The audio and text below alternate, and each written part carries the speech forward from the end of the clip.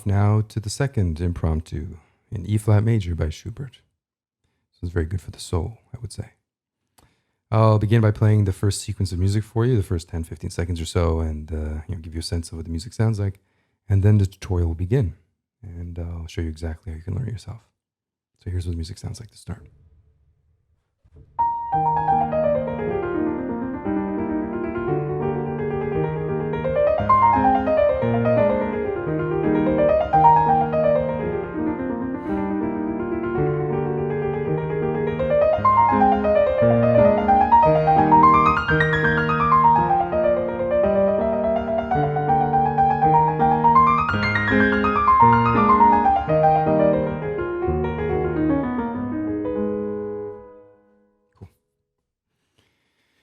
Okay, so the first thing you'll notice is that the right hand just runs. It's a string of eighth note triplets, which makes it very easy to learn, right? There's no complication in terms of rhythm here. So every bar will have its own little grouping of sixteenths, or rather eighth note triplets, and the left hand is like its pacemaker. So let's have a look at the left hand first. Pieces in 3/4 time, and the left hand we begin in the home key of E flat major. Now, what's important to notice about the left hand to start is that even though it's as simple as it is, we have two layers, distinct layers to kind of open this up. It's not always the case, but largely is the case. So what I mean by that is the bottom note of the two per bar, the bottom note is its own layer and top is its own. So what you end up having is a layer that does this,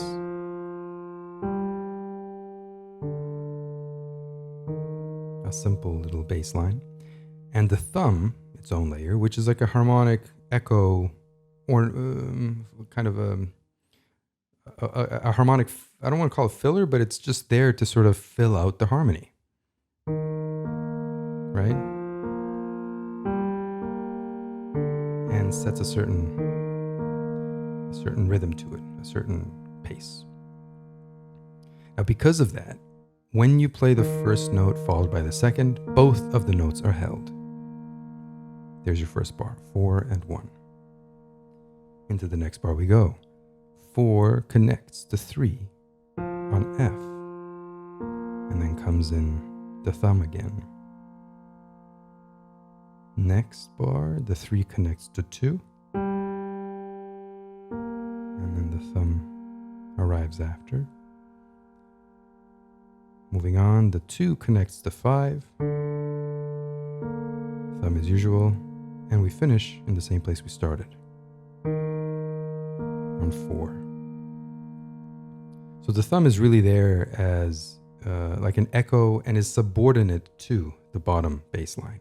So as you can see, I'm kind of making sure that the thumb is fairly quiet. Okay, once you learn that, we can have a look at the right hand. The right hand begins with a pickup note, and it's really the only moment where we have a quarter note at all. Everything else is, as I said, an eighth note triplet. So we have this pickup note to begin with, and we can kind of put it in our pocket for now. Let's not contextualize it too much. Let's just continue into the next bar. We'll count later. We'll do the counts later. The next note is a G, and this is now the beginning of the first full bar. So we have a G to start the bar, followed by a scale. A very simple, normal, straightforward E flat major scale. So a G followed by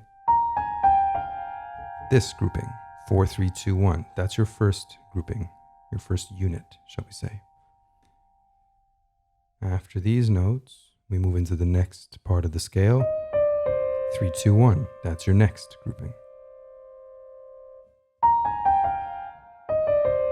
Right? Those are your two positions so far. Moving forward, what you did up there is now repeated 1 octave lower. 4, 3, 2, 1. And what you did up here is now also repeated 1 octave lower.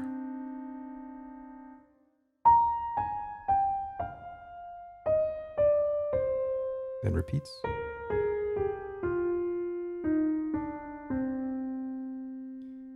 forward, we have a second finger on B flat, and that signals our switching of direction. We go back up the same way. 1, 2, 3. And that closes out the first full 2 bars. So we have a G to start, and then the scale. And all of these are the same rhythmic denomination, right? It's all eighths, triplet eighths. So there's your first group. Next. Next. And then back up. Once you've nailed that down, then just slowly and conscientiously remove the spaces.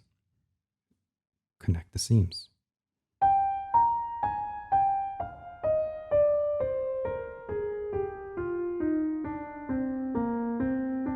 Now, at this step, it's important to notice how your thumb feels, because your thumb is the one that is, especially since there's no pedal here, right? Everything that you have to do, you can use the pedal occasionally in certain moments, but on the whole, this is a very dry and clean little piece.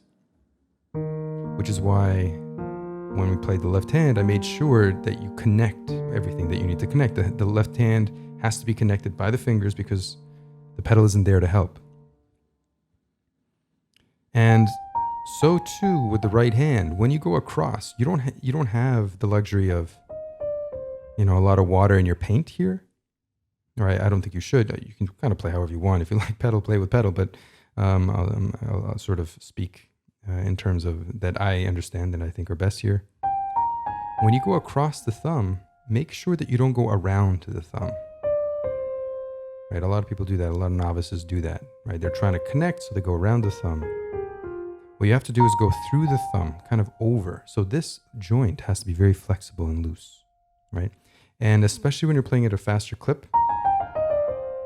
your hand is only facing forward, maybe 11 o'clock, maybe 11:30, but basically noon, more or less, right? A little bit towards 11 sometimes, depending, but never further, never like, 9. So when you're going across, you're going through the thumb and keeping the hand facing more or less forward. If you're somewhat new to piano or an intermediate even, it's useful to know that this is something you need to inculcate in your playing. You really have to have a flexible thumb here. And when you're playing quicker and quicker material, you'll notice that you end up just sort of touch and go, right? You're not like super connecting everything. At a faster tempo, you just touch and go. And sort of its own accord, you'll notice that there's no gap. It's not like you have to worry about a gap between here and here. It will sort of naturally kind of elide. So play around with that and get comfortable with that technique. A very loose wrist, comfortable and loose thumb here is crucial. Once you get the technique of just this little scale well handled, then the rest of the piece, you can use this opener as a reference for the rest of the piece. I think that will be useful. Okay. So assuming now that you've learned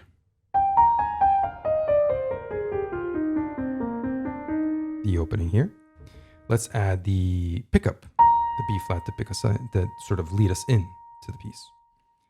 So to count this, we would have 3, 1, 2, 3, 1, 2, 3, 1.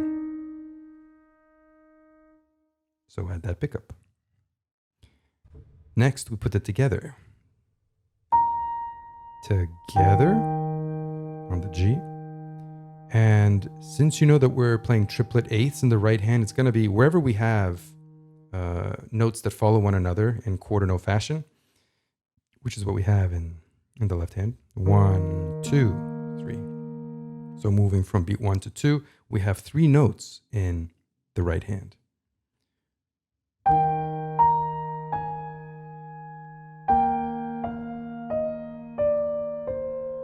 And the rest of the bar is right hand alone. So just notice where the hands align. That's important. Thumb in the left, second in the right, G. All set.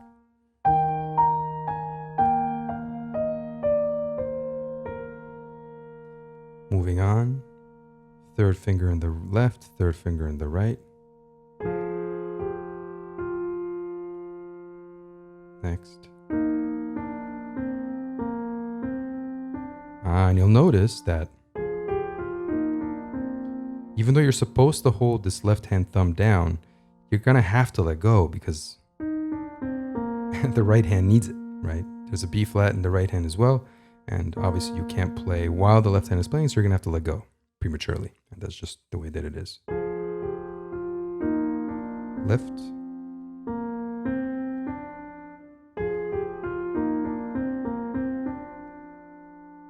And don't lift too late. Don't give yourself like any amount of panic to have to manage this like super quick, whatever thing. No, just lift reasonably early. And at a fast tempo, nobody will hear anything. Or nobody will hear anything that you don't want them to hear. Okay, put that together.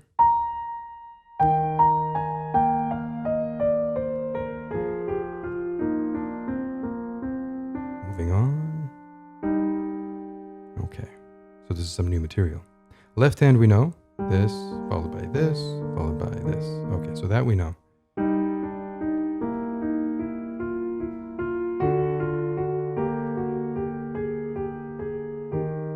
But the right hand is new.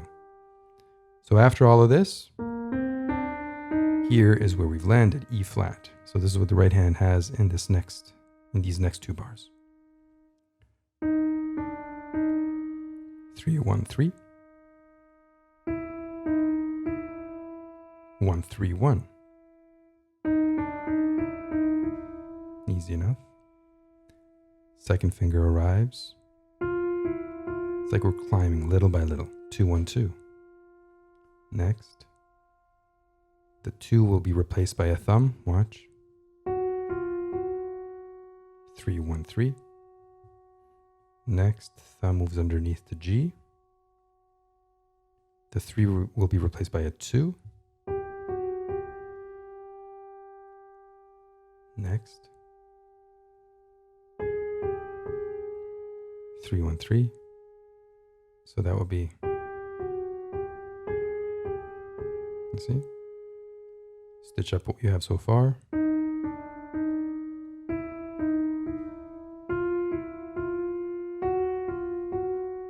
Switch.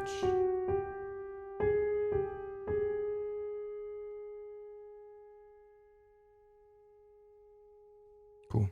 And one other option that you have here, although you might find it to be needlessly complicated, but it is a good fingering here, is when you get to the very last note of what I showed you. 3 1 3 is what I just showed you. But another nice alternative is 3 1 2. And that will essentially prepare you perfectly for what's to come. This one I would suggest is the best option. Although I do want to give you some flexibility here. You can do one or the other.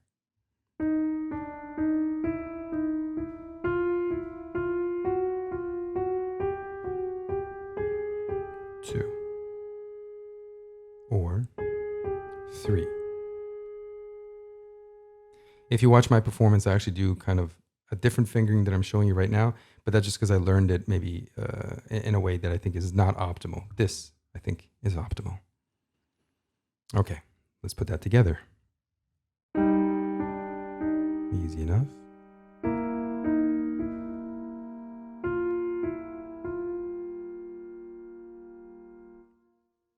Close the gaps.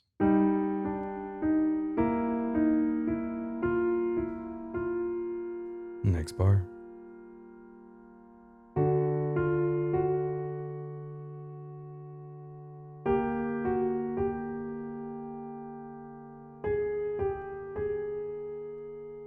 Close the gaps.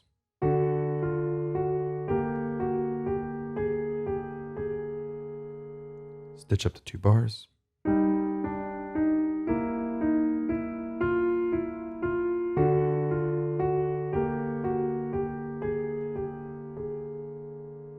Stitch everything up nice and slow.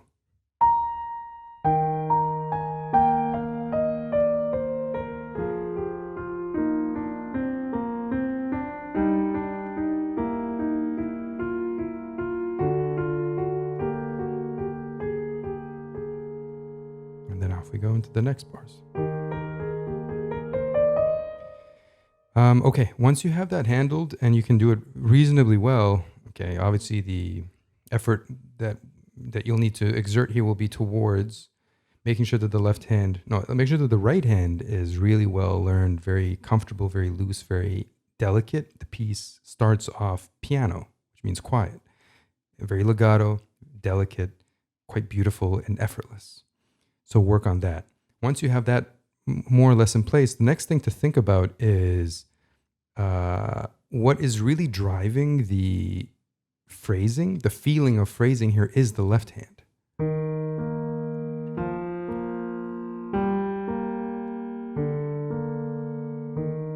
Right? This is the hand that kind of creates the swell and then the decline or the diminuendo, right?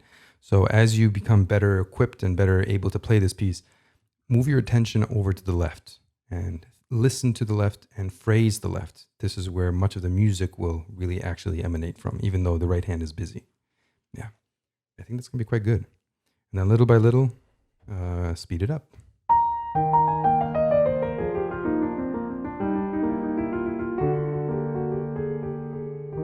And then we're off into the next one, right? And I'll cover that in the next part of the tutorial. I can now speed up a little bit because we've covered some basics. All of this maps on to what's coming, and I think it'll go a little quicker now. So join me in part 2, and let's continue forward. See you in just a moment.